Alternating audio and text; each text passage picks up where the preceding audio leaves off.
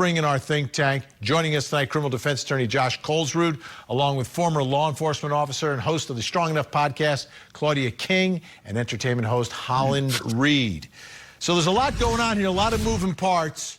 I don't even know. I don't want to steer you anywhere. I want you to look at this situation and tell me what strikes you about it, what's going on here, what went wrong. Josh, start us off.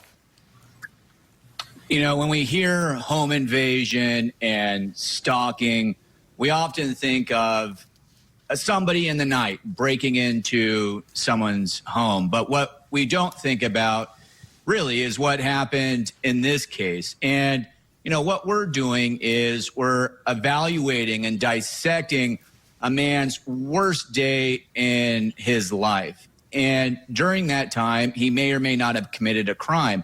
Now, let me get into it. So he's charged with one felony, which is home invasion. And in Michigan, it requires that he not be invited or not have permission. But remember, this is somebody who he was professedly in love with and had some type of relationship for at least 2 years. So it's going to be interesting to see whether or not he had a key and how frequent he was allowed in that home. And did you catch something that the prosecutor said? What I heard was that the alleged victim called her attorney first. She didn't call 911. She didn't call security. She didn't call the police. She called her lawyer.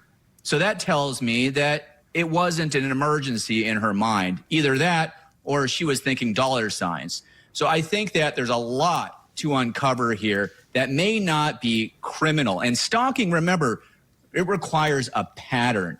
And right now, there's no indication that this is anything except for an explosive single incident.